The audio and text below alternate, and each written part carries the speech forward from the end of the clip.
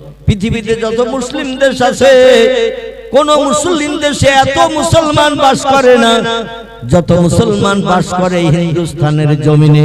চিল্লাই বলুন একটু সুবহানাল্লাহ।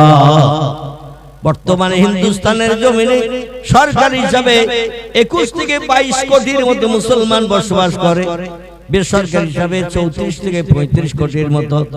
আমাদের পাশে বাংলাদেশ মুসলমান দেশ, ও দেশে মুসলমানদের সংখ্যা 17.5 থেকে 18 কোটি।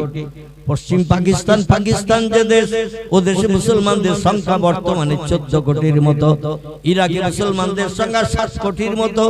সৌদি আরবে মুসলমানদের সংখ্যা 7.5 কোটির মতো। কুয়েতে মুসলমানদের সংখ্যা 80 লক্ষের মতো। এইভাবে যত দেশে তুরস্ক আছে, এই দেশের মুসলমানের সংখ্যা 4.5 কোটির মতো।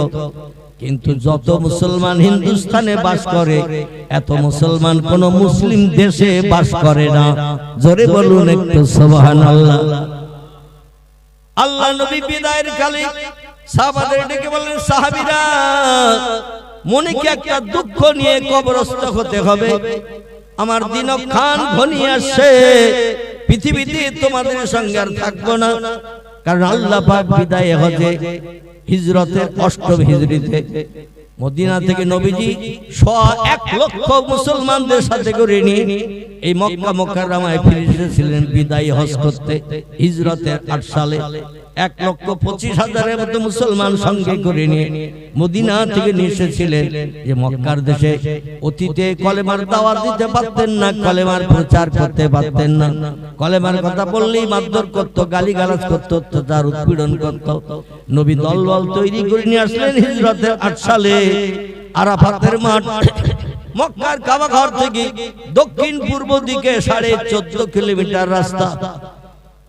এখানে একটা পাকা পাহাড় এখনো দাঁড়িয়ে আছে। 2টি নারকেল গাছ জোড়া দিলে যতটা লম্বা হয় মোটামুটি ওই রকম উঁচু ধারণা করে নেবেন। আমার নিজের আইডিয়ার কথা বলছি। 2-10 ফুট 20 ফুট বেশি হতে পারে, 2-10 ফুট 20 ফুট কম হতে পারে। আমাদের দেশে বড় লম্বা নারকেল গাছ দুটো জোড়া দিলে যতটা উঁচু হবে এই রকম এই পাহাড়টি উঁচু। এই পাহাড়টির নাম হলো জাবালে রহমত। কোরআনে তত সময় পর্যন্ত তোমরা হাত লাগিও না, লা ইয়ামাসসুহু, অত সময় পর্যন্ত আমার কোরআনের গায়ে তোমরা হাত লাগিও না, স্পর্শ করো না, ছুঁইও না, ইল্লাল মুতাহহারুন, যত সময় না পর্যন্ত তোমরা পবিত্রতা অবলম্বন করবে। কোরআন পড়তে গেলে, কোরআনে হাত দিতে গেলে আগে বান্দাকে আল্লাহর একটি হুকুমের মান্যতা দিতে হবে। তার নাম হলো পবিত্রতা। কি নাম? পবিত্রতা। বেদ পেশাব করে পড়া যায়, পুরাণ পায়খানা করে পড়া যায়, গীতার স্বামী স্ত্রী মিলন করে পড়া যায়, এমন করে ভগবত মদ খেয়ে পড়া যায়, জিন্দাবাস্তা গাঁজা খেয়েও পড়া যায়। কোন ধর্মাবলম্বী লেখকেরা ধর্মগ্রন্থ যারা লিপিবদ্ধ করেছেন, বেদ মানুষ লিখেছে, পুরাণ মানুষ লিখেছে, গীতা মানুষ লিখেছে, ভগবত মানুষ লিখেছে, রামায়ণ মানুষ লিখেছে, মহাভারত মানুষ লিখেছে, জিন্দাবাস্তা মানুষ লিখেছে, গ্রন্থ সাহেব মানুষ লিখেছে, মনুসংহিতা মানুষ লিখেছে, এমন করে উপনিষদ মানুষ লিখেছে। বর্তমান যুগের বাইবেল মানুষের লেখা, তৈরির যোগ্যতার নাই বললেই চলে। পৃথিবীতে যত ধর্মগ্রন্থ দেখতে পাই অধিকাংশ ধর্মগ্রন্থের মালিক হলো মানুষ। আমাদের ধর্মগ্রন্থের মালিক কে? আমাদের ধর্মগ্রন্থের মালিক হলেন যিনি, তিনি খান না, পেশাব করেন না, পায়খানা করেন না, স্বামী স্ত্রী মিলন হয় না, ঘুমান না, তার দেহ ফ্র্যাকচার হয় না, জীবনে কোনোদিন তিনি নাপাকি হন না। এই জন্য 24 ঘন্টা দৈনন্দিন তিনি পবিত্র। তার বাণী কথাগুলো নাপাক নাকি? তার কথাগুলো পবিত্র। আল্লাহ বলছেন আমি পবিত্র, এই জন্য আমার বাণী কথাগুলো পবিত্র। এই পবিত্র কথা যদি তোমরা তেলাওয়াত করে মগজে জ্ঞান অর্জন করতে চাও, তাহলে প্রথম একটা উপদেশ তত্ত্ব শুনে নাও, লা ইয়ামাসসুহু, অত সময় পর্যন্ত আমার কোরআনের গায়ে তোমরা হাত লাগাবে না, স্পর্শ করবে না, ছুঁয়ে দেখবে না। ইল্লাল মুতাহহারুন, যত সময় না পর্যন্ত তোমরা পবিত্রতা অবলম্বন করবে। নাপাক দেহে কোরআনে হাত দিলে ওই লোকটি কাফের সাব্যস্ত হয়। শরীয়তের ফতোয়ার কিতাব নাম হলো তার হেদায়াত। শরীয়তের ফতোয়ার কিতাব নাম তার ফতোয়া দুররে মুহতার। শরীয়তের ফতোয়ার কিতাব নাম তার ফতোয়া মুহিত। শরীয়তের ফতোয়ার কিতাব নাম তার ফতোয়া কাজী খান। শরীয়তের ফতোয়ার কিতাব নাম তার ফতোয়া আলমগীরি। শরীয়তের ফতোয়ার কিতাব নাম তার মারাকিউল ফালাহ। বিখ্যাত বিখ্যাত ফতোয়ার কিতাবে একমত হয়ে লেখকেরা লিপিবদ্ধ করেছেন, নাপাক অবস্থায় যদি কোনো ব্যক্তি পেশাব করে পায়খানা করে ঘুম থেকে উঠে স্বামী স্ত্রী মিলন করে নাউজুবিল্লাহ মদ খেয়ে, এমন করে গাঁজা খেয়ে, তাড়ি খেয়ে, আফিম খেয়ে, হেরোইন খেয়ে কোন ব্যক্তি যদি কোরআনে হাত লাগায়, লোকটি আর মুসলমান থাকবে না, লোকটি কাফির হিসাবে বিবেচিত হবে। বোঝা গেল? কোরআনের গায়ে নাপাক অবস্থায় হাত লাগানো যাবে না। আর একটা কাজ করলে মুসলমানের সঙ্গে সঙ্গে কাফের হয়ে যায়। কোরআনে নাপাক অবস্থায় হাত লাগালে মানুষ আর মুসলমান থাকে না, কাফের হয়ে যায়। আর একটা কাজ করলে মানুষ সঙ্গে সঙ্গে কাফের হয়ে যায়, মুসলমান থাকে না। আচ্ছা, যে লোকটি কাফের হয় তার ঠিকানা পরবর্তীতে কোথায় হবে? আল্লাহু আকবার। আল্লাহ কোরআনে সূরা বাকারায় বলছেন, ইন্নাল্লাযীনা কাফারু ওয়া কাযযাবু বিআয়াতিনা উলাইকা আসহাবুন নারি হুম ফিহা খালিদুন। গলা ছেড়ে বলুন আল্লাহু আকবার। আর একটু জোরে বলুন আল্লাহু আকবার। আল্লাহ কোরআনে সূরা বাকারায় তথ্য কোট করে জানিয়ে দিলেন, আমাদের ব্রেন মগজ সাফ করে দিলেন। ইন্নাল্লাযীনা কাফারু, নিশ্চয়ই আমাকে যারা স্রষ্টা বলে মান্যতা দিল না, প্রভু বলে স্বীকারোক্তি দিল না, ওয়া কাযযাবু বিআয়াতিনা, কোরআনের কথাগুলোকে যারা মিথ্যা ধারণা করলো, ভুল ধারণা করলো, শকসভা সন্দেহ প্রকাশ করলো, উলাইকা আসহাবুন নার, এদের ঠিকানা হবে জাহান্নাম।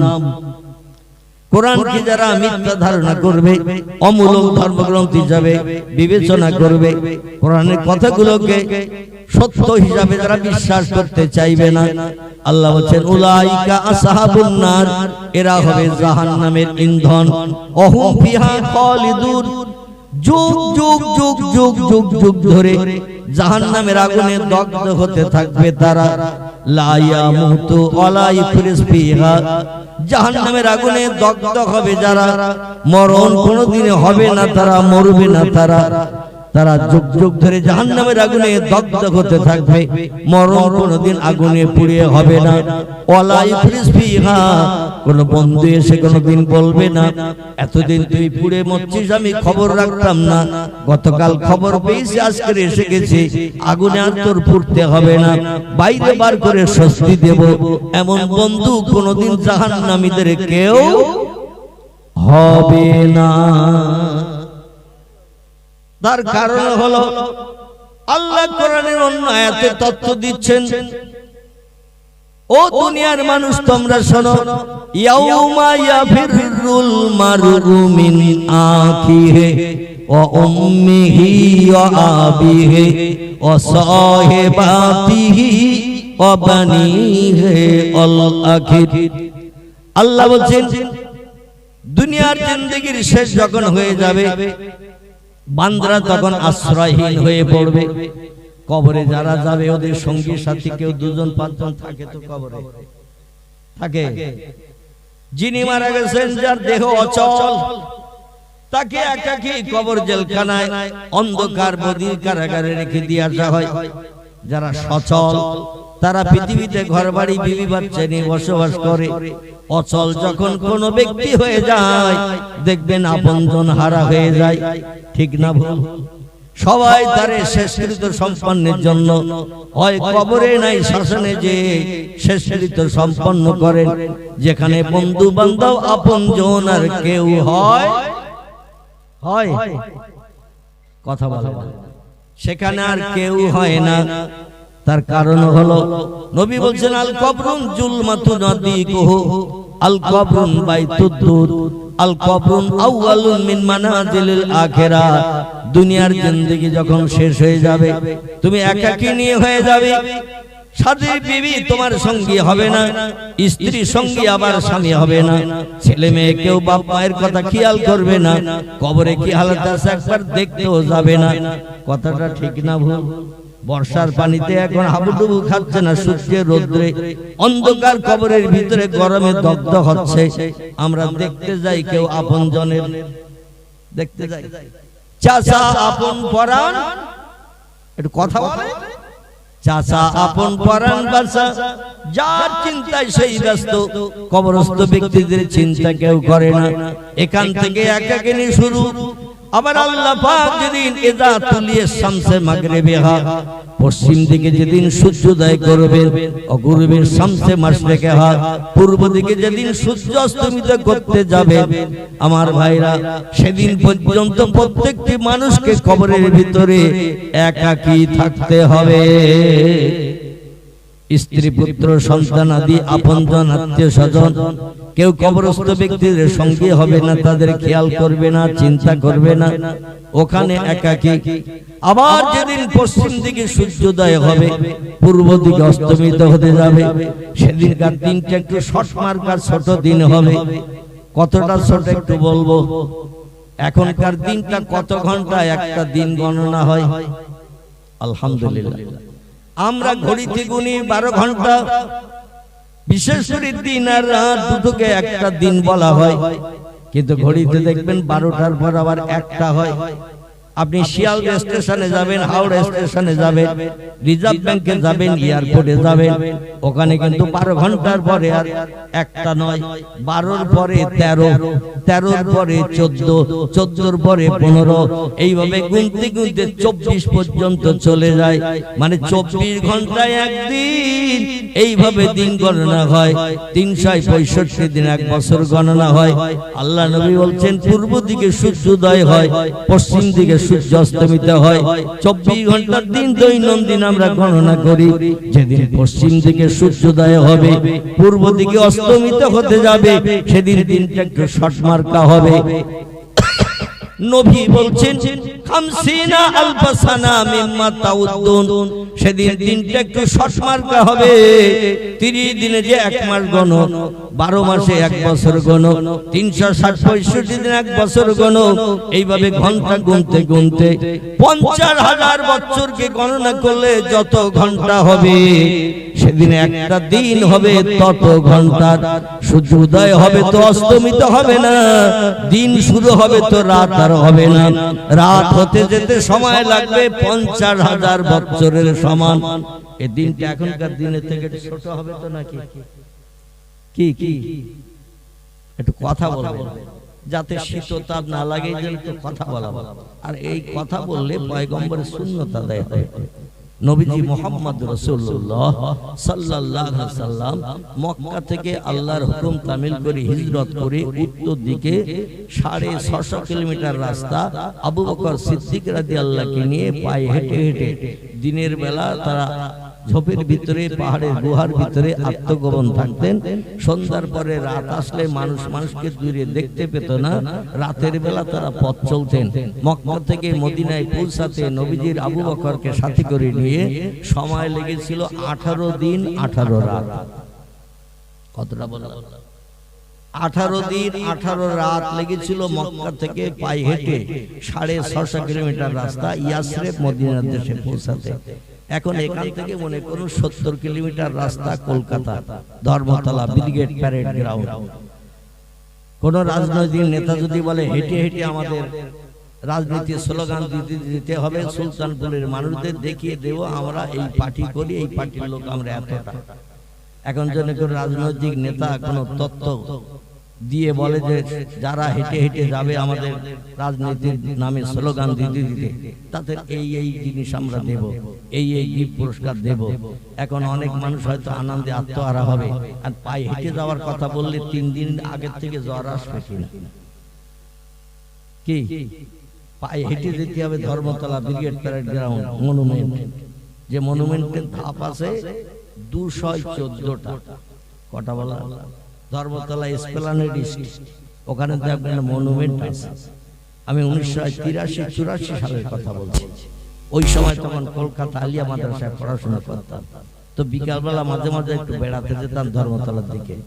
আলিয়া মাদ্রাসার ইলিয়ট হোস্টেলে যখন থাকতাম, তো ওখানে বেড়াতে যেতাম। মাঝে মাঝে বুড়ো চাষা ওই মনুমেন্টের নিচের সিঁড়ির মুখে ওইখানে বসে থাকতাম। সব দিন সুযোগ দিত না, মাঝে মধ্যে দু একদিন পয়সার দরকার হলে সুযোগ দিত। তো তখন 10 টাকা করে নিত। ক টাকা বললাম? 10 টাকা করে নিত। এখনকার কথা না, 1983-84 সালের কথা। এখন 2025, মানে কত বছর আগে? প্রায় 38 বছর আগের কথা বলছি। তো 10 টাকা করে নিত মনুমেন্টের মাথায় ওঠার জন্য। আমি সিঁড়ির ধাপ গুনতে গুনতে গুনতে গুনতে, ওখানে আমাদের ঘরের সিঁড়ির মতো এরকম সিঁড়ি না, কিন্তু এরকম না, ওখানে একটা মাঝখানে মোটা পিলিয়ার আছে, পিলিয়ারে গা দিয়ে ঘুরিয়ে ঘুরিয়ে তুলেছে। ধাপ আছে 214টা। কটা বলা? একটু কথা বলা। 214টা ধাপ। মাথায় উঠলে নিচের দিকে তাকালে বড় বড় বাসগুলো, ছেলেপেলের ওই খেলনা গাড়িগুলো টানে না, দড়ি বেঁধে বেঁধে বাচ্চারা, ছোট প্লাস্টিকের খেলনা গাড়ি, ওই মাথায় উঠলে ওই রকম দেখায় এই মনুমেন্ট। তো যেটা আপনাদের কাছে বলতে চাচ্ছি সেটা হলো এই, মাথা থেকে উঠলে নিচে তাকালে মনে হয় রান যেন বেরিয়ে গেলে পড়িয়ে গেলাম কাঁথা। উঠতেও সাধারণ মানুষ, একটু কমজোরি মানুষ উঠতে পারে না, তাদের ভয় লাগে, হার্ট অ্যাটাক হয়, অসুবিধা হয়। মানে 214টা ধাপ ঘুরিয়ে উঠতে হয়। পয়গম্বর মুহাম্মদ রাসূলুল্লাহ পায়ে হেঁটে চলে গেলেন 650 কিলোমিটার রাস্তা। এখান থেকে ধর্মতলায় হেঁটে যেতে বলে অনেকের 3 দিন আগে জ্বর আসবে, এত পথ কি করে হেঁটে যাব? নবীজি হযরত আবু বকর সিদ্দিক কিছুই মনে করেননি। দুইজনের বয়সের তারতম্য ছিল মাত্র 2 বছর। কত বলা? খুব ভালো করে কথা শুনবেন। দুইজনের বয়সের তারতম্য ছিল 2 বছরের কম বেশি। নবীজির বয়সের থেকে আবু বকরের বয়স 2 বছর কম ছিল। আবু বকর সিদ্দিকের বয়স ছিল 38, নবীর বয়স তখন 40। প্রথম নবুয়তের দাওয়াত দিচ্ছেন হেরা পাহাড় থেকে ফিরে এসে। মক্কার কাবা শরীফ থেকে দক্ষিণ পূর্ব দিকে 6.5 কিলোমিটার রাস্তা গেলে এই পাহাড়টি এখনো দেখতে পাওয়া যায়, যার 2টি নাম আছে। একটি নাম হলো গারে হেরা, একটি নাম হলো জাবালে নূর। এই পাহাড়টা উঁচু, বর্তমানে 3,500 ফুট। কত বললাম? 3,500 ফুট উঁচু পাহাড় এখনো দাঁড়িয়ে আছে। এই পাহাড়ের মাথায় যে পয়গম্বর আল্লাহরে আপন বানানোর জন্য বিবি বাচ্চা, আপনজন, আত্মীয় স্বজন ছেড়ে পাহাড়ের মাথায় একটা ছোট্ট গুহা গর্ত আছে। আমি অদম দুইবার ওই গুহার ভিতরে ঢোকার সুযোগ পেয়েছি। দাঁড়ানো যায় না, বসে বসে যায় না, আমাদের পাটি বেঁধে বুড়ো চাচার মতো নামাজ পড়তে হয়। গুহার ভিতরে ঢুকলে দাঁড়ানো যায় না, ছোট্ট গুহা, কাবা শরীফের দিকে মুখটা ফেরানো রয়েছে। জোরে বলুন সুবহানাল্লাহ। আমি অধম দুইবার ঢোকার সুযোগ পেয়েছি। আল্লাহ 3টি বার অধমকে মক্কার নবীজির মাতৃভূমির দেখার সুযোগ দিয়েছেন, সোনার মদিনা চোখে দেখার সুযোগ দিয়েছেন। দিল্লি কা লাড্ডু जो खाएगा वो भी पछताएगा, जो ना खाएगा वो भी पछताएगा। যে খেয়েছে সে বলে আবার পেলি ভালো হলো, আর যে খায়নি সে বলে কিরাম জিনিস একটু চেখে দেখতে পারবে। সোনার মক্কা, সোনার মদিনা এমন একটি দেশ যে দেশ ইমানদার মুমিন মুসলমান গেলে আর বাড়ি ফিরতে চায় না। বাড়ি ফিরলো আবার মনে হয় কখন উড়ে যাব পাখির মতো ডানা মেলে। আল্লাহর সেরে ইবাদতের ঘর কাবা শরীফের চাতওয়ালে। জোরে বলুন একটু সুবহানাল্লাহ। পয়গম্বর টুক করে তথ্য দিয়ে নেই। পয়গম্বর মুহাম্মদুর রাসূলুল্লাহ আবু বকর সিদ্দিককে নিয়ে যখন ওই দেশে গেলেন, আবিসিনিয়ার ব্যবসায়ীরা ওরা ব্যবসা করতে সিরিয়া থেকে ব্যবসা করে ফেরার পথে জানিয়ে দিয়ে গেল মদিনাবাসী, তোমাদের দেশে একজন লোক আসছে, মক্কা নগরী থেকে তোমাদের দেশে একজন লোক আসছে, নাম তার আহমদ কিংবা মুহাম্মদ, পিতার নাম আব্দুল্লাহ হবে, মায়ের নাম আমিনা হবে, এটা বেদেও লেখা হয়েছে, পুরাণেও লেখা হয়েছে, গীতায়ও লেখা হয়েছে, ভগবতেও লেখা আছে, এমনকি তৌরাতেও লেখা আছে, জবুরেও লেখা আছে, ইনজিলেও লেখা আছে। আল্লাহ নবীর আগমনের কথা অতীতকালের অধিকাংশ ধর্মগ্রন্থে নবীজির আগমন সম্পর্কে তথ্য লিপিবদ্ধ আছে। জোরে বলুন একটু সুবহানাল্লাহ। অথর্ববেদের 5 নম্বরের শ্লোক, মমাদ্যপত্তিতা দেবা দকারন্তে প্রকৃতিতা বৃষণাং ভক্ষাত সদা বেদ শাস্ত্রে চৈস্মিতা। আমার ভারে সামবেদের 5 নম্বর শ্লোক ব্যাসদেব লিপিবদ্ধ করছেন। মমাদ্যপত্তিতা দেবা, একজন ব্যক্তি মহামানব হিসাবে বিশ্বে আবির্ভূত হবেন। তার নামের প্রথম অক্ষর হবে ম, দকারন্তে প্রকৃতিতা নামের শেষ অক্ষর হবে দ। বৃষণাং ভক্ষায়ত সদা, তার প্রিয় পছন্দনীয় খাবার হবে গো মাংস, গরুর গোশত। জোরে বলুন একটু সুবহানাল্লাহ। বৃষ শব্দের বাংলা অর্থ হলো ষাঁড় বা গরু, সংস্কৃত থেকে বৃষ বলা হয়। তিনি বলছেন বৃষণাং ভক্ষায়ত সদা, ভক্ষায়ত শব্দের বাংলা অর্থ হলো খাদ্য হিসাবে গ্রহণ করবেন। তিনি গো মাংস, গরুর গোশত খেতে বড় ভালোবাসবেন। বেদ শাস্ত্রে চৈস্মিতা, বেদ ধর্মগ্রন্থ অনুযায়ী তিনি হবেন শেষ যুগের মহামানব, কলির কলকি অবতার। জোরে বলুন একটু মারহাবা। আবার অথর্ববেদের 8 নম্বর শ্লোক লিপিবদ্ধ হয়েছে। হতারমিন্দ্র হতারমিন্দ্র মহাসুরেন্দ্র অল্লং জ্যেষ্ঠং শ্রেষ্ঠং পরমং পুণ্যং ব্রাহ্মণ অল্লং। আল্লাহ রাসূল মুহাম্মদ রকং বরস আদল্ল বুকে বাকম আল্লাহ বুকো নিখাতম। এতস্মিন তিন্নন্তরে মেচ্ছা যাচ্ছেন সমন্বিত মুহাম্মদ ইতি খ্যাত শিষ্য শাখা সমন্বিত। আসুর সংহারিণী হু হরং আল্লাহ আল্লাহ ইল্লাল্লাহ তিল্লাল্লাহ লা ইলাহা ইল্লাল্লাহ হরবি পরম পদং। বেদের পৃষ্ঠা লিপিবদ্ধ করা হয়েছে আল্লাহ রাসূল মুহাম্মদ রকং বরস, আল্লাহর একজন মহামানব পৃথিবীতে জাতির কল্যাণের জন্য আবির্ভূত হবেন। তিনি হবেন মহামানব হিসাবে বিবেচিত। তিনি হবেন পরম পূজনীয়, পরম বরণীয়। তার জীবনাদর্শের ভিতরে কোনো ত্রুটি মানুষ খুঁজে পাবে না। জোরে বলুন একটু সুবহানাল্লাহ। মুহাম্মদ রাসূলুল্লাহর 63 বছরের জিন্দেগিতে আজ পর্যন্ত পৃথিবীর কোনো মানুষ খুঁজে পায় নাই কাউকে তিনি কটু কথায় গালি দিয়েছেন, কারো গালে অন্যায় ভাবে তিনি চড় মেরেছেন, কারো অর্থ তিনি আত্মসাৎ করেছেন, গরিব এতিমের হক তিনি ফাঁকি দিয়ে খেয়েছেন। এমন তত্ত্ব বিশ্ব নবীর জীবন কি আছে কোন ব্যক্তি এখনো পর্যন্ত খুঁজে পেতে পারেন নাই। তিনি ছিলেন দুধে ধোয়া মানুষ। জোরে বলুন একটু সুবহানাল্লাহ। বলা হলো, রে পৃথিবীর মানুষেরা তোমরা শোনো, এই পৃথিবীতে যিনি শেষ যুগের মহামানব হবেন তার পিতার নাম হবে বিষ্ণু যশা, মায়ের নাম হবে সুমতি। ভগবত পুরাণে লিপিবদ্ধ করা হয়েছে তার পিতার নাম হবে বিষ্ণু যশা, মায়ের নাম হবে সুমতি। বিষ্ণু শব্দের বাংলা অর্থ হলো প্রভু, আর প্রভুর যশ সুখ খ্যাতির কথা বলবেন যিনি, তিনি হবেন বিষ্ণু যশা, তিনি হলেন প্রভুর গোলাম। আর মায়ের নাম হবে সুমতি। সংস্কৃতে সু মানে হলো সুন্দর, মতি মানে হলো অন্তর। যার অন্তর হবে সুন্দর, ব্যবহার হবে সুন্দর, আচার আখলাক হবে সুন্দর, তিনি হবেন শেষ যুগের মহামানবের নাম। আরবি ভাষায় তার নাম হলো আমিনা। আমিনা শব্দের বাংলা অর্থ হলো সুন্দর মন, সুন্দর আদর্শ। জোরে বলুন একটু সুবহানাল্লাহ। আর বিষ্ণু যশা সংস্কৃত ভাষায় যার নাম বলা হয়েছে, আরবিতে নাম বলা হয়েছে মুহাম্মদ, মানে প্রভুর সুনাম সুযশ খ্যাতির কথা বলবেন যিনি, যিনি হবেন পৃথিবীতে প্রশংসিত, বিশ্ববাসীর কাছে সুনামীয়। তার নাম বলা হয়েছে বিষ্ণু যশা, প্রভুর প্রিয় গোলাম। আরবিতে তার নাম বলা হয়েছে মুহাম্মদ। মুহাম্মদ শব্দের বাংলা অর্থ প্রশংসিত, প্রভুর সেরা মানে উপসংসারকারী মানে প্রভু রব্বুল আলামিনের প্রশংসাকারী, তিনি আল্লাহ ছাড়া আর কারো প্রশংসা করবেন না। তিনি হলেন মুহাম্মদুর রাসূলুল্লাহ। জোরে বলুন একটু সাল্লাল্লাহু আলাইহি ওয়াসাল্লাম। নবীজি যেই মদিনায় গেলেন, মদিনার মানুষের উচ্চ শিক্ষিত ছিল, ওরা তাওরীত পড়তে জানতো, জব্বুর পড়তে জানতো, ইনজিল পড়তে জানতো, উচ্চ শিক্ষিত ব্যক্তি ছিলেন মদিনার মানুষ।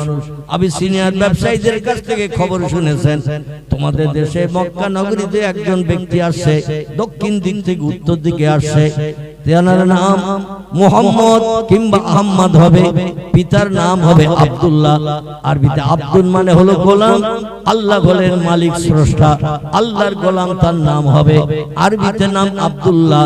জোরে বলুন একটু সুবহানাল্লাহ। ওই লোকটি তোমাদের দেশে আসছে তোমাদের আদর্শবান চরিত্রবান মানুষ বানানোর জন্য। মদিনায় ওই সময় একজন ব্যক্তি লিডার নেতা ছিলেন। গ্রামে যেমন আগে মোড়ল থাকতো, মোড়ল গ্রামে কোনো কিছু হতে গেলে, অনুষ্ঠান হতে গেলে, বিয়ে শাদী হতে গেলে মোড়ল লাগতো, মাতব্বার লাগতো। মাতব্বার না থাকলে অনেক মানুষ আবার সে অনুষ্ঠানে যেতে চাইতো না।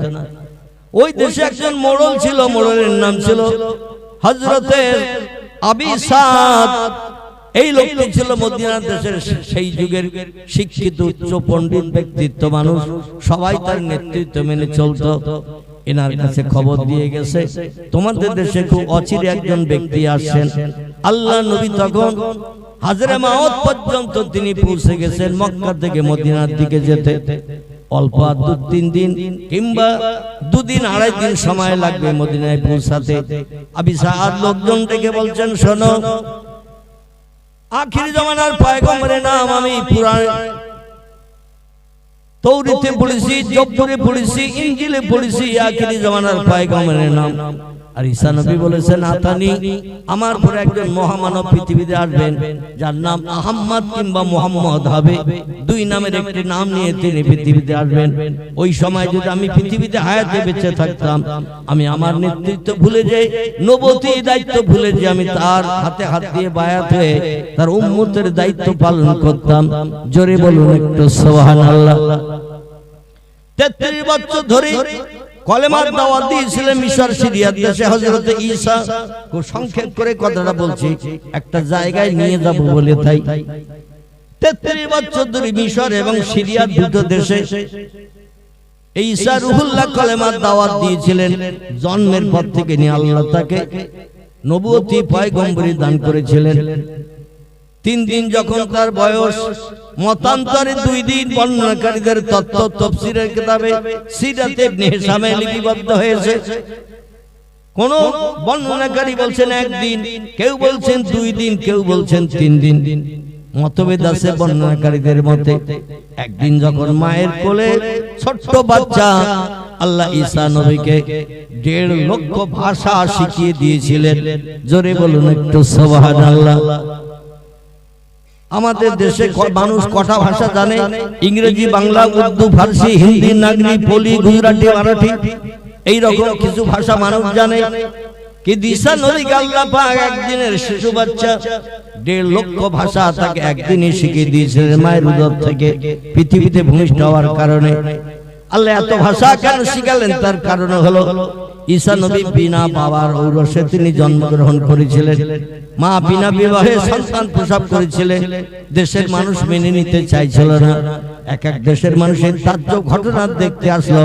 আর ঈসা নবীর মায়ের কোলে দেখলেন যে মায়ের স্বামী নাই, স্বামী স্ত্রী এক জায়গায় রাত যাপন করে নাই, এক জায়গায় কোনো গার্ডেনে পিকনিক স্পটে বসে বাদাম ভাজা, ফুলুলি, পাপড় ভেজি কিংবা কোনো ফুচকাও পর্যন্ত খান নাই। কি করে সন্তান সম্ভব হলো? একটা যুবতী নারী, যিনি আবার বাইতুল মুকাদ্দাসের খাদেমা ছিলেন। ঈসা নবীর হাতে ভিত করা যে মসজিদ সিরিয়ার দেশের প্যালেস্টাইনে, এই মসজিদটির নাম হলো মসজিদুল আকসা। পৃথিবীর অধিকাংশ দেশের মানুষ তার বাইতুল মুকাদ্দাস বলে জানে। জোরে বলুন একটু সুবহানাল্লাহ। আল্লাহ 2টি মসজিদের নাম কোরআনের 15 পারার প্রথম লাইনে কোট করে দিয়েছেন। বিসমিল্লাহির রহমানির রহিম। সুবহানাল্লাযী আসরা বিআবদিহি লাইলাম মিনাল মসজিদিল হারামে ইলাল মসজিদিল আকসা। জোরে বলুন একটু আল্লাহু আকবার। 15 পারার প্রথম লাইন। এখানে আল্লাহ এক লাইনে দুটি মসজিদের কথা বলেছেন। একটি মসজিদের নাম হলো মসজিদে হারাম, যেটাকে মক্কার কাবা ঘরের চতুর্দিকে গোলাকার মসজিদকে বলা হয়। মক্কার কাবা ঘর চাতালের মাঝখানে 4 কোণা বিশিষ্ট একটা ঘর আছে, 33 ফুট উঁচু, 33 ফুট আড়, 33 ফুট লম্বা, 22 হাত উঁচু, 22 হাত আড়, 22 হাত লম্বা, 4 কোণা একটা ঘর আছে। এই ঘরের দরজা ছিল দুটি। বর্তমানে একটা দরজা একেবারে বন্ধ, একটা দরজা খোলা। দুটি দরজা, একটা ছিল পশ্চিম দিকে, একটা পূর্ব দিকে। পশ্চিম দিককার দরজাটা বন্ধ হয়ে গেছে বহুদিন পূর্বে, পূর্ব দিককার দরজাটা এখনো খোলা হয় এবং কিয়ামত পর্যন্ত হবে। জোরে বলুন একটু সুবহান। ছোট্ট একটা তথ্য এখানে দিলে আপনারা খুব আনন্দ পাবেন। সেটি হলো এই, আমরা এই কাবা শরীফের পূর্ব দিকে বাস করি ভারতের মুসলমান। আরব সাগরের এপারে ভারতবর্ষ, আরব সাগরের ওপারে হলো সৌদি আরবের দেশ, তাই আরব সাগরের নামকরণ করা হয়েছে। আমার ভাইরা, এই মক্কা মুকাররমা, মক্কা মুকাররমার উত্তর দিকে মদিনা থেকে শুরু করে শাম, সিরিয়া, প্যালেস্টাইন থেকে শুরু করে বিভিন্ন দেশ, জর্ডান, পারস্য, অনেক দেশ আছে ওই দিকে। আবার দক্ষিণ দিকে আছে ইয়ামানের দেশ, আর পূর্ব দিকে আমাদের দেশ। পশ্চিম দিকে রয়েছে England, America, Japan, German, Holland, Poland. কিন্তু আল্লাহর অফুরন্ত রহমত, বর্তমান পৃথিবীতে 256টির মতো দেশ বর্তমান পৃথিবীতে বিদ্যমান। এই 256টি দেশের ভিতরে মুসলমানদের দেশ আছে তামাম পৃথিবীতে 57টির মতো। জোরে বলুন একটু সুবহানাল্লাহ। তামাম পৃথিবীতে মুসলমানদের দেশ আছে 57টির মতো। ইরাক, ইরান, কুয়েত, জর্ডান, আরব, পারস্য, তুরস্ক, লিবিয়া, নাইজেরিয়া, ইন্দোনেশিয়া, মালয়েশিয়া, এমন করে বাংলাদেশ, পাকিস্তান, আফগানিস্তান থেকে শুরু করে শাম, সিরিয়া, মরক্কো, ইয়ামান থেকে শুরু করে সব মুসলমানদের দেশ। টোটাল পৃথিবীতে বর্তমান 250 কোটির মতো মুসলমান পৃথিবীতে বেঁচে থাকা মানুষ বসবাস করছে। জোরে বলুন একটু সুবহানাল্লাহ। আমার ভাইরা, হিন্দুস্তান মুসলিম দেশ নয়, হিন্দুদের নামকরণ করে হিন্দুস্তান। এই জন্য এই দেশটা হিন্দু জনসংখ্যা বেশি, মুসলমান জনসংখ্যা 20-22 কোটি সরকারি হিসাবে, বেসরকারি হিসাবে 35 থেকে 34 কোটি। এই রকম একটা বলা হয় বেসরকারি হিসাবে। সরকার মুসলমানদের সংখ্যা একটু প্রচার করতে চায় না, যাতে ওরা সাহস পায়।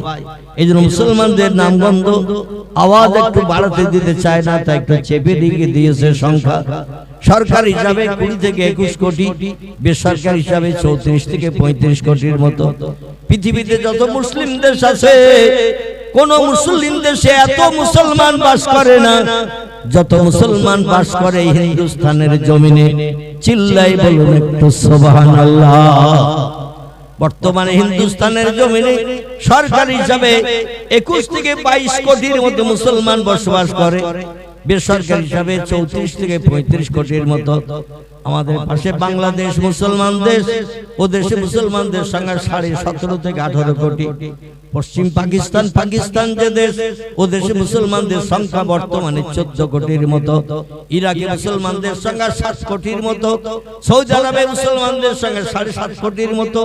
কুয়েতে মুসলমানদের সংখ্যা 80 লক্ষের মতো।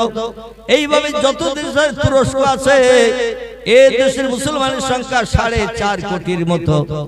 কিন্তু যত মুসলমান হিন্দুস্তানে বাস করে, এত মুসলমান কোন মুসলিম দেশে বাস করে না। জোরে বলুন একটু সুবহানাল্লাহ। আল্লাহ নবী বিদায়ের কালে সাহাবাদের ডেকে বললেন, সাহাবীরা, মনে কি একটা দুঃখ নিয়ে কবরস্থ হতে হবে? আমার দিনক্ষণ ঘনিয়ে আসছে, পৃথিবীতে তোমাদের সঙ্গে আর থাকবো না। কারণ আল্লাহ পাক বিদায় হজে হিজরতের 8ম হিজরিতে মদিনা থেকে নবীজি 1 লক্ষ মুসলমানদের সাথে করে নিয়ে এই মক্কা মুকাররমায় ফিরে এসেছিলেন বিদায়ী হজ করতে হিজরতের 8 সালে। 1,25,000-এর মতো মুসলমান সঙ্গে করে নিয়ে মদিনা থেকে নিয়ে এসেছিলেন যে মক্কার দেশে অতীতে কলেমার দাওয়াত দিতে পারতেন না, কলেমার প্রচার করতে পারতেন না, কলেমার কথা বললেই মারধর করত, গালিগালাজ করত, তার উৎপীড়ন করত। নবী দলবল তৈরি করে নিয়ে আসলেন হিজরতের 8 সালে আরাফাতের মাঠ মক্কার কাবা ঘর থেকে দক্ষিণ পূর্ব দিকে 14.5 কিলোমিটার রাস্তা। এখানে একটা পাকা পাহাড় এখনো দাঁড়িয়ে আছে, দুটি নারকেল গাছ জোড়া দিলে যতটা লম্বা হয় মোটামুটি ওই রকম উঁচু ধারণা করে নেবেন। আমার নিজের আইডিয়ার কথা বলছি, 2-10 ফুট 20 ফুট বেশি হতে পারে, 2-10 ফুট 20 ফুট কম হতে পারে। আমাদের দেশে বড় লম্বা নারকেল গাছ দুটো জোড়া দিলে যতটা উঁচু হবে এই রকম এই পাহাড়টি উঁচু। এই পাহাড়টির নাম হলো জাবালে রহমত। কি নাম? জাবালে রহমত। জাবাল শব্দের বাংলা অর্থ হলো পাহাড়, আর রহমত শব্দের বাংলা অর্থ হলো দয়া, করুণা, বরকত। আল্লাহ পৃথিবীতে প্রথম মানুষের জন্য এই পাহাড়ের মাথায় আসমানি রহমত বর্ষণ করেছিলেন। আদম নবীর চোখের পানি মোচন করে আল্লাহ পাক মা হাওয়ার সঙ্গে দেখা করিয়ে তার মুখে হাসি ফুটিয়ে দিয়েছিলেন। তাই পাহাড়টার নামকরণ করা হয়েছে জাবালে রহমত। মানুষের জন্য পৃথিবীতে প্রথম রহমত বর্ষণ হলো যখন দুজন মানুষ পৃথিবীতে একে অপরকে খোঁজার জন্য ঘুরে ঘুরে বেড়াচ্ছিলেন 350 বছর। কতদিন? 350 বছর স্বামী স্ত্রীকে খুঁজছে, স্ত্রী স্বামীকে খুঁজছে, কেউ কারো পায় না। কারণ আল্লাহ পাক মা হাওয়াকে নিক্ষেপ করলেন জান্নাতুল মাওয়া থেকে জেদ্দা বন্দর, যেখানে ইন্টারন্যাশনাল এয়ারপোর্ট বর্তমানে বিদ্যমান।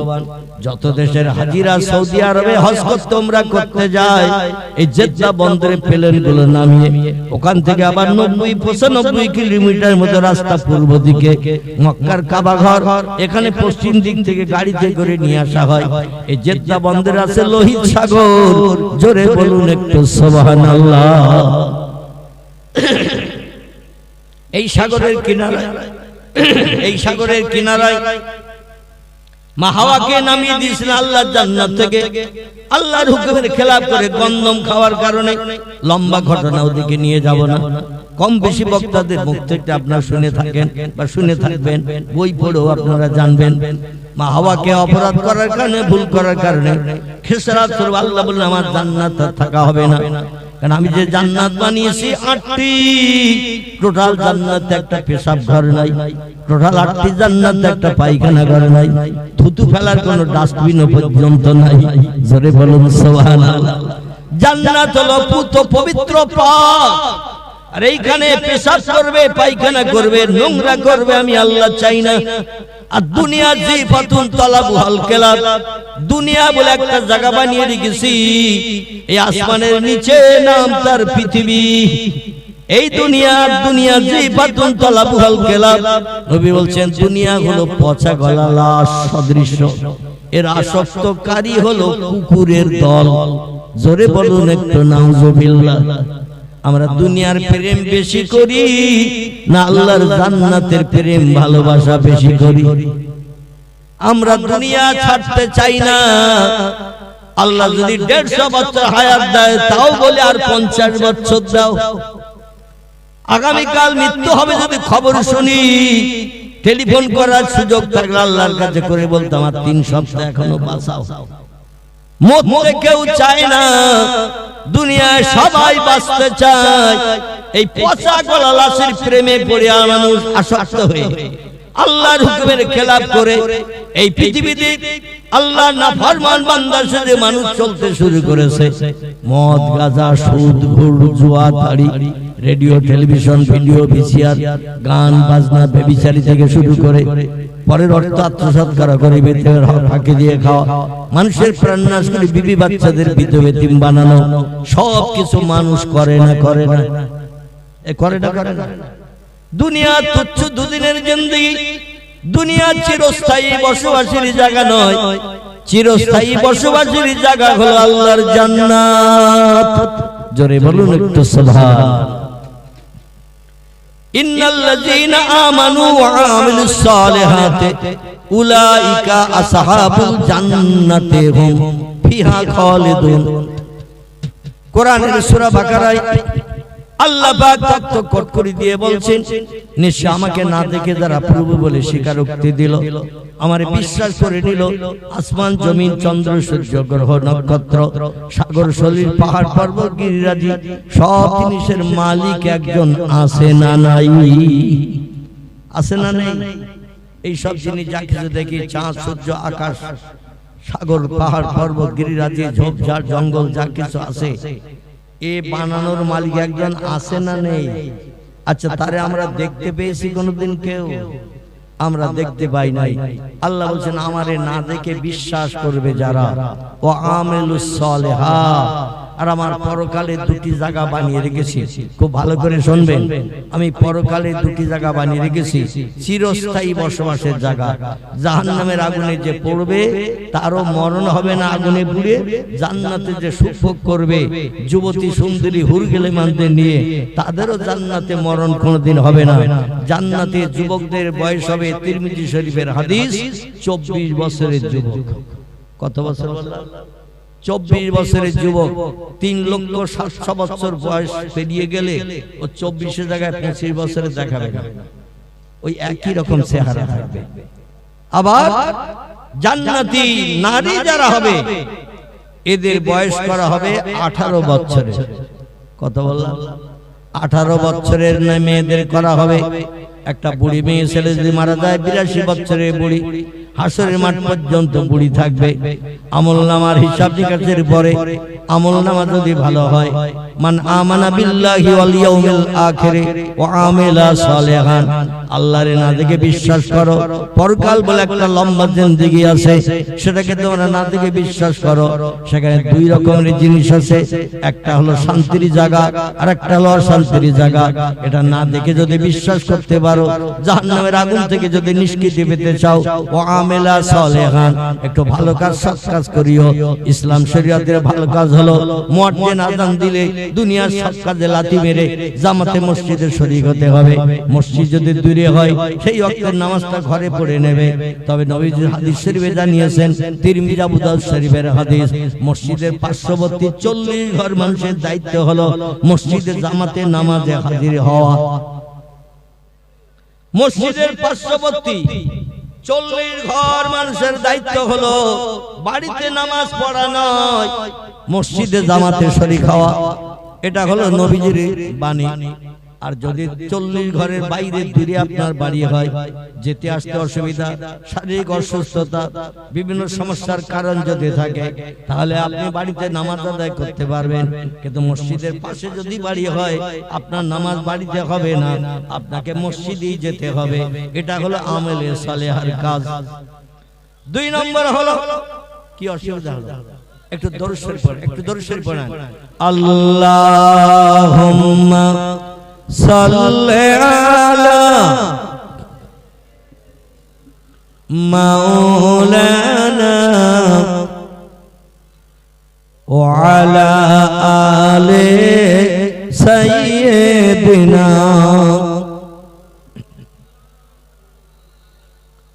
ইউসুফকে দেখে জুলাইখা পাগল, ইউসুফকে দেখে জুলাইখা পাগল, রাসূলকে দেখে খাদিজা,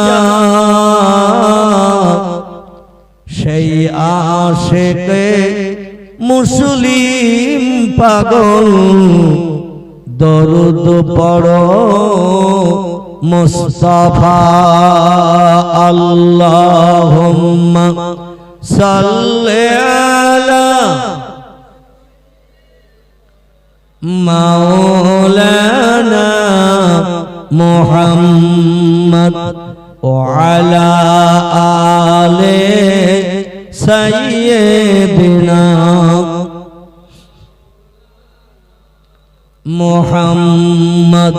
কাজ করিতে গেলেন নবী, কাজ করিতে গেলেন নবী, মা খাদিজার বাসায়,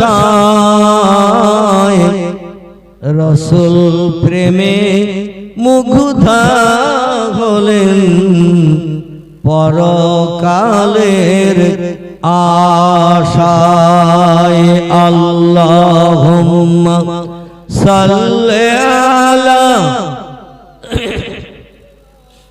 মাওলানা মুহাম্মদ ওয়া আলা আলি সাইয়্যিদিনা মাওলানা।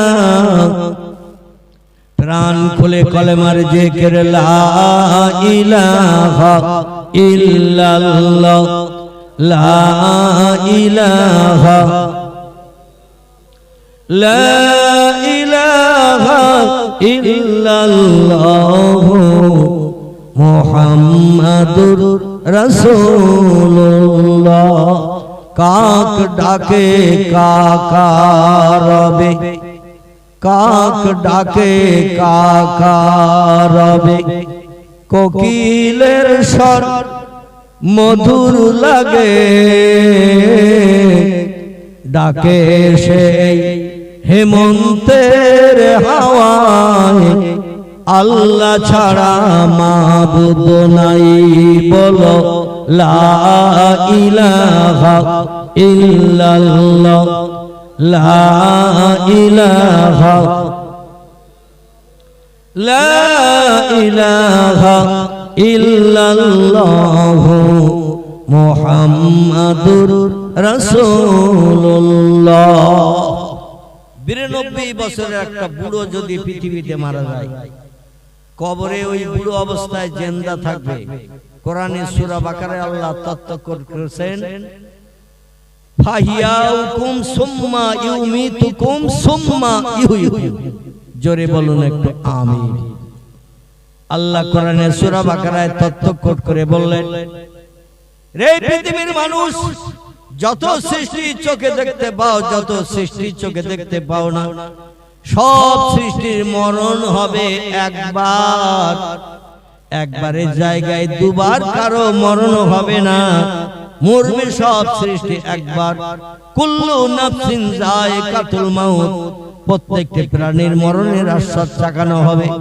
এই মরণটা কিন্তু শেষ নয়, এই মরণের পরে আবার সুম্মা ইহয়িকুম, তোমাদের জিন্দা করা হবে। জোরে বলুন একটু আমিন। আমরা অনেকে মনে মনে ধারণা করি, 4 ভাগ দার্শনিকদের থিওরি বিশ্বাস করি, 12 কেলার দর্শন শাস্ত্র এখানে পড়ানো হয় ফিলোসফি। এই ফিলোসফির ভিতরে দর্শন শাস্ত্রের এক একজন এক একটা তত্ত্ব দিয়েছে। আমি গোটা কয়েক তত্ত্ব আপনাদের কাছে পরিবেশন করলে বেঈমানদের তত্ত্বগুলো আপনারা বুঝতে সুবিধা পাবেন।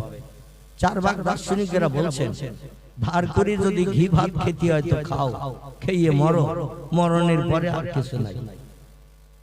এই বিজ্ঞানীরা আবার বলছে, দুনিয়া হলো ক্ষণস্থায়ী, আজকের বেঁচে আছো, আগামীকাল থাকবে। এই সার্টিফিকেট দেওয়ার ক্ষমতা আমাদের নাই। যমদূত কখন এসে চাবি মারা দেবে আমরা বলতে পারবো না। আর চাবি মারা দিলে সব আশা ভরসায় ছাই পড়ে যাবে, সব আশা ভরসা ভস্ম ঘি ঢালা হয়ে যাবে, জীবনের সকার মিটবে না। এই জন্য বিজ্ঞানীরা বলছে, ধার করে যদি ঘি ভাত খেতে হয় তো খাও, খেয়ে মরো, মরণের পরে আর কিছু নাই। জোরে বলুন একটু নাউজুবিল্লাহ। আমরা ওদের তত্ত্ব বিশ্বাস করি, আমরা বিজ্ঞানীদের এই তত্ত্ব বিশ্বাস করি, আমরা আল্লাহর কোরআন বিশ্বাস করি। কারণ কোরআনের শুরুতে ইন্ট্রোডাকশন, সূচনা ভূমিকাতে আল্লাহ তত্ত্ব কোট করে দিয়েছেন, বিসমিল্লাহির রহমানির রহিম, যালিকাল কিতাবু লা রাইবা ফি। আল্লাহ বলেন, ওই কিতাব যেটা আমার লৌহে মাহফুজে অতীতকালে সংরক্ষিত ছিল।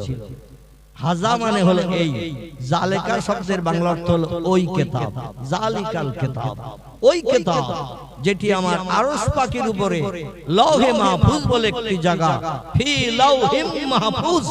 আল্লাহ কোরআনে বলছেন, লৌহে মাহফুজ নামক একটা সংরক্ষিত সুন্দর জায়গা আমি বানিয়েছিলাম, সেখানে একটা কিতাব আমি সংরক্ষণ করে রেখেছিলাম, যে কিতাবটির নাম হলো আল কোরআন। কি নাম বললাম? আল কোরআন।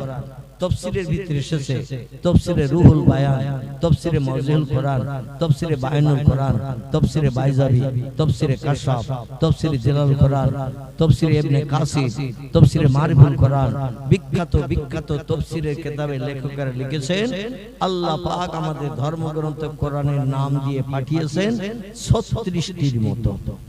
কথা বললাম 36টির মতো আমাদের ধর্মগ্রন্থ কোরআনের নাম আল্লাহ কোরআনের ভিতরেই কোট করে দিয়েছেন। পৃথিবীতে আর যত ধর্মগ্রন্থ দেখতে পাই বেদের নাম একটা, পুরাণের নাম একটা, গীতার নাম একটা, ভগবতের নাম একটা, রামায়ণের নাম একটা, মহাভারতের নাম একটা, জেন্দাবাস্তার নাম একটা, মনুসংহিতার নাম একটা, এমন করে পৃথিবীতে তৌরাতের নাম একটা, জবুরের নাম একটা। বর্তমান ইনজিলের দুটি নাম হয়েছে। আগের ইনজিলকে বলা হয় ওল্ড টেস্টামেন্ট, বর্তমান ইনজিলকে বলা হয় নিউ টেস্টামেন্ট। পুরনো ইনজিলকে বলা হয় ওল্ড টেস্টামেন্ট, বর্তমানে খ্রিস্টানিরা কাটাকুটি করে কড়া কড়া আইনগুলো সহজ করে আবার নতুন ওই বাইবেলে লিখেছে, যার পূর্ব নাম ছিল ইনজিল, ইংরেজি নাম হলো বাইবেল।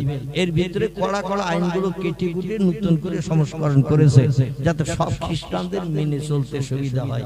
আর খ্রিস্টানরা পৃথিবীতে শিক্ষায় উচ্চ শিক্ষিত, ওরা বিভিন্ন নামি দামি যন্ত্রপাতি বিজ্ঞানীদের মাধ্যম দিয়ে বানিয়েছে, calculator machine, computer machine, remote control, satellite, internet, এমন করে চন্দ্রযান, পাতাল rail, submarine, radio, video, VCR, cold store, হিমঘর, ফ্রিজ থেকে শুরু করে মোবাইল মেশিন থেকে শুরু করে হাজারো যন্ত্রপাতি বানিয়েছে এই খ্রিস্টানিরা, কারণ এরা শিক্ষায় উচ্চ শিক্ষিত। তবে ওরা ওদের ধর্মগ্রন্থ পূর্ব যেটি ছিল বর্তমানে সেটি এখন আর নাই। যেখানে যেখানে কড়া কড়া আইন ছিল সেগুলো কেটে একটু নরমাল করেছে যাতে সব খ্রিস্টানরা মেনে চলতে সুবিধা পায়। আমরা মুসলমানেরা উচ্চ শিক্ষিত হিসেবে দেখে ওরা যখন ধর্মগ্রন্থ কেটে নরমাল করেছে, নতুন করে সংস্করণ করেছে, সবার পক্ষে মেনে চলতে সুবিধা হয়।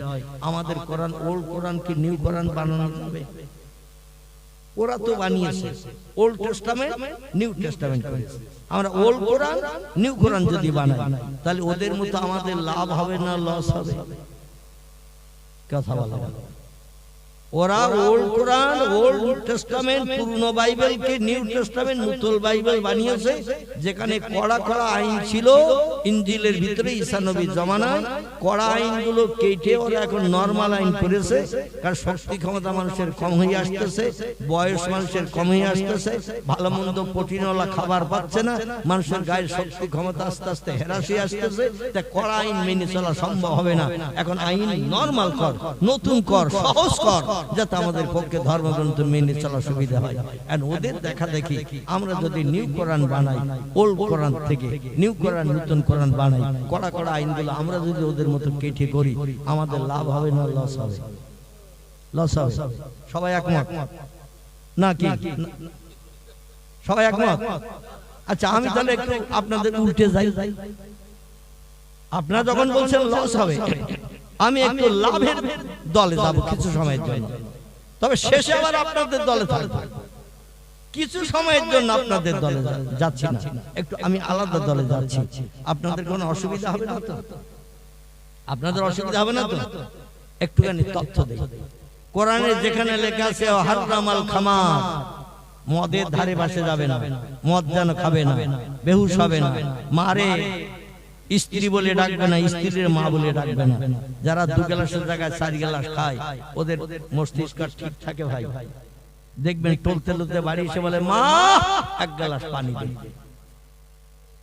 স্ত্রী বলছে কারে মা বলে ডাকতেছে? বা তুই আমার মার মতো। তোমার মা মারা গেছে 4 বছর আর আমার মা বলে ডাকতেছ কেন? বল কথা বললেই মা। মানে এমন খাওয়া খেয়ে গিয়েছে ওর হুঁশ নাই। এখন আল্লাহ বলছেন এই মদ খেও না, মস্তিষ্ক বিগড়িও না, আর হারাম জিনিস খেলে তুমি কাফের হয়ে যাবে, ঠিকানা হবে জাহান্নাম। কোরআনে সরাসরি বলা হয়েছে হারামাল খামার, মদের ধারে পাশে যেও না, মদ খেও না। এখানে যদি একটু কেটে লেখা হয় খ্রিস্টানদের মতো 3-4 গ্লাস খেয়ে পাগল না হয়ে রাস্তায় পড়ে না থেকে 1 গ্লাস করে খাও, তাহলে আর পাগল হবে না, মাথা ঘুরে রাস্তা ধারে ড্রেনে পড়ে থাকবে না, কুকুর বুকে এসে পেশাব করে দিয়ে যাবে না, বাড়ি এসে স্ত্রীর মা বলে ডাকতে হবে না, মারে আর স্ত্রী বলে ডাকতে হবে না। এখন আমি যদি আইনটা নর্মাল করে বলি এক গ্লাস খেলি দোষ হবে না, তাহলে যারা মদ করে ওদের লাভ হবে না লস হবে? কোন মৌলবি বলে না যে খাও, এখন আমি বসিরহাটে মৌলবি যদি বলি এক গ্লাস করে খাও, 3 গ্লাস খেয়ে যেন পাগল হয়ে গেল, তো মদ খোরদের লাভ হবে না লস হবে? ওরা আমারে প্রতি মাসে মাসে একবার করে আনবে না, বলে ওই হুজুরের আন, কারণ এতদিন কোন হুজুর বলেনি খাওয়া যাবে, বসিরহাটের মৌলবি বলেছে এক গ্লাস খাও অসুবিধা হবে না। তাহলে আমার মতে এরা হুজুরের ডাকবে কিনা মাসে মাসে? কি একটু কথা বলে ডাকবে। আল্লাহ কোরআনে বলছেন ওয়াকিমুস সালাত, নামাজ প্রতিষ্ঠা করো, নামাজ কায়েম করো। এখন কোন একজন মৌলবি যদি আইনটা, কিছু মানুষ যারা নামাজের ধারে পাশে যায় না, মসজিদের দিকে ফিরেও তাকায় না, এদের যদি বলা হয় বছরে 2 দিন নামাজ পড়লে বিটে যাবে, রোজ রোজ 5 বার মসজিদে যেতে হবে না, কড়াই মুয়াজ্জিন আযান দিলেই প্রত্যেকটি বালেগ পুরুষ বালেগা নারী মেয়েদের যেখান থেকে ঋতুবতী হয়, ইংরেজিতে যারে মেন্স বলে, বাংলায় যারে ঋতু বলে, আরবিতে যারে হায়েজ বলে, মেয়েরা যেখান থেকে অসুচি হয় মাসে 3-4 দিন করে অসুচি হলেই এরা প্রাপ্তবয়স্ক হিসেবে বিবেচিত হয়। ওই দিন থেকে নিয়ে মরণের দিন পর্যন্ত প্রত্যেকটি মেয়ের 5 ওয়াক্ত নামাজ ফরজ। ছেলেরা ঘুমের ঘরে যখন স্বপ্ন দোষ হয়, শরীয়তের ফতোয়ার কিতাবে এসেছে ওইখান থেকে ছেলেটা হলো সাবালক, ওইখান থেকে প্রতিদিন তার জন্য 5 ওয়াক্ত নামাজ ফরজ। মুয়াজ্জিন আযান দিলেই তারে নামাজ পড়তে হবে, কারণ আল্লাহর দুনিয়ায় বাস করছো, আল্লাহর নেয়ামত খাচ্ছো, আল্লাহর অনুদান বিবি বাচ্চা নিয়ে সংসার জীবনে সুখ ভোগ করছো, আল্লাহ জমিনে ঘর বেঁধে রেখেছো, আর আল্লাহর হুকুম মানবে না, এটা হবে না। আল্লাহ বলেন ফানফুজু, বেরিয়ে যাও আমার দুনিয়া থেকে। তোমার যদি জানা থাকে কোন দেশ যে দেশে চাঁদ ওঠে না, যে দেশে সূর্য ওঠে না, যে দেশে রাত হয় না, যে দেশে দিন হয় না, যে দেশে নদীতে জোয়ার হয় না, যে দেশে নদীতে ভাটা হয় না, এমন দেশ যদি জানা থাকে সেখানে চলে যাও। চন্দ্র সূর্য গ্রহ নক্ষত্র সব আমার হুকুম তামিল করে, অশামসুল কামার বিহুসবান, চন্দ্র সূর্য আমার হুকুম তামিল করে রোজ একবার করে পৃথিবীর চতুর্দিকে প্রদক্ষিণ করে। জোরে বলুন একটু সুবহানাল্লাহ। ওয়ান নাজমু ওয়াশ-শাজারু ইয়াসজুদান, আল্লাহ কোরআনে সূরা রহমানে বলছেন আকাশের তারকারা যে দুনিয়ার গাছগুলো পর্যন্ত আমি আল্লাহ আমার সিজদা করে। জোরে বলুন একটু সুবহানাল্লাহ। এখন এই জন্য ওরা হলো সৃষ্টির নিকৃষ্ট। চন্দ্র সূর্য গ্রহ নক্ষত্র সাগর সলিল পাহাড় পর্বত মাছ ব্যাং সব গাছপালা যা কিছু চোখে দেখতে পাই, যা কিছু চোখে দেখতে পাই না, সব সৃষ্টি হলো আল্লাহর কাছে নিকৃষ্ট।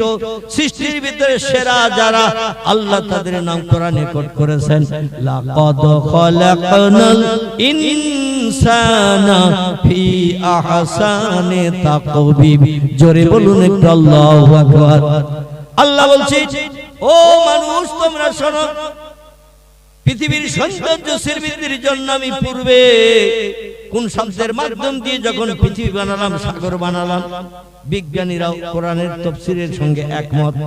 বিজ্ঞানীরা বলছে পৃথিবীতে পূর্বে কোনো মাটি ছিল না, তাম পৃথিবী ছিল পানিতে ভরা। আল্লাহর কোরআনের সঙ্গে বিজ্ঞানের এখানে একমত, তাম পৃথিবী ছিল পানিতে ভরা।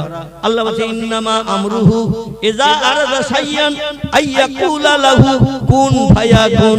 ও বান্দা বান্দিরা তোমরা শোনো, যখন আমি কোন বিষয়ে কোন হুকুম করি, ইন্নামা আমরুহু, যখন আমি সেই মহান প্রভু আল্লাহ কোন বিষয়ে কোন হুকুম করি, ইযা আরাদা শাইয়ান, কোন কিছু তৈরি করার পরিকল্পনা ইচ্ছা প্রকাশ করি, আইয়াকুলা লাহু, আমার জবান দিয়ে শুধু একটু বলি কুন ফায়াকুন, সঙ্গে সঙ্গে সেটা হয়ে যায়। জোরে বলুন একটু সুবহানাল্লাহ। কোন কিছু বানাতে তৈরি করতে 1 সেকেন্ডের জায়গায় 2 সেকেন্ড সময়, অতীতেও লাগেনি, বর্তমানেও লাগছে না, ভবিষ্যতেও লাগবে না। আমি আল্লাহ হলাম ইন্নাল্লাহা আলা কুল্লি শাইইন কাদির, আমি হলাম সব শক্তির ঊর্ধ্বে, আমার ক্ষমতা কোনদিন কম হয় না, লেস হয় না। পূর্বে যেমন ছিলাম বর্তমানে তেমন আছি, ভবিষ্যতেও তেমন থাকবো। তোমরা কালের করাল গতিতে কৈশোর থেকে যৌবন কালে পতিত হবে, যৌবন থেকে বার্ধক্যকালে চলে যাবে, বার্ধক্যকাল থেকে যখন এইবার বুড়োর কালে চলে যাবে, বৃদ্ধ হয়ে যাবে, রক্তের তেজ কমে যাবে, রোগ বেমারি শরীর ধরবে। একদিন আজরাইল তোমাদের চাবি মোড়া দেবে, দেহ থেকে প্রাণটা বার করে নিয়ে সচল দেহ অচল বানাবে। আল্লাহু লা ইয়ামুত, তোমাদের মতো আমার যেন ধারণা করিও না আমি আল্লাহ আমার কোনদিন মরণ হবে না।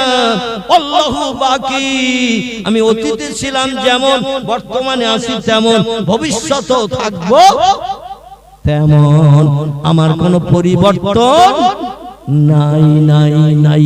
সেই আল্লাহ পাক বলছেন, ও পৃথিবীর মানুষ তোমরা শোনো, আমরা যেটা চোখে দেখতে পাই না সবার আগে দেখতে পাই সেটাকে, আমরা যে কাজটা তাড়াতাড়ি করতে পারি না সবার আগে সে কাজটা করতে পারে কে? আমরা যে জিনিসটা কানে শুনতে পাই না সবার আগে সেটা শুনতে পায় কে? সেটা হলেন আল্লাহ সুবহানাহু ওয়া তাআলা। তিনি হলেন সব বিষয়ে পারদর্শী, তার সঙ্গে পাল্লা দিয়ে তুলনা করে কেউ কোনদিন সমকক্ষ হতে পারবে না। সেই মহান রব্বুল আলামিন বলছে, ও বিজ্ঞানীরা, দার্শনিকরা, ইঞ্জিনিয়াররা, ডাক্তার, মাস্টার, ভূতত্ত্ববিদেরা, ঐতিহাসিকেরা, সাহিত্যিকেরা, ভৌগোলিকেরা, কত উচ্চ শিক্ষিত হয়েছে, দুনিয়ার মাটির নিচে কি আছে বলে দিচ্ছ মেশিন দিয়ে রিসার্চ করে। আটলান্টিক মহাসাগরের পানির তলায় কি আছে, প্রশান্ত মহাসাগরের পানির তলায় কি আছে, 14,500 ফুট পানি প্রশান্ত মহাসাগরে, উপরে পানির উপরে লাইট মারছো, পানির তলায় 14,500 ফুট পানির তলায় কি আছে তোমরা সেটা মেশিনে তুলে দুনিয়ার মানুষকে দেখাচ্ছ। এমন করে আটলান্টিক মহাসাগর, প্রশান্ত মহাসাগরের পানির তলায় 15,500 ফুট পানি, তার তলায় মাটি, উপরে লাইট মারছো, তীক্ষ্ণ লাইট, আই গেলা দূরবীক্ষণ যন্ত্র, পানির উপরে লাগাচ্ছ, তলায় কি আছে দেখে পৃথিবীর মানুষকে দেখিয়ে দিচ্ছ মাটির তলায়, পাহাড়ের তলায় কোথায় কি আছে।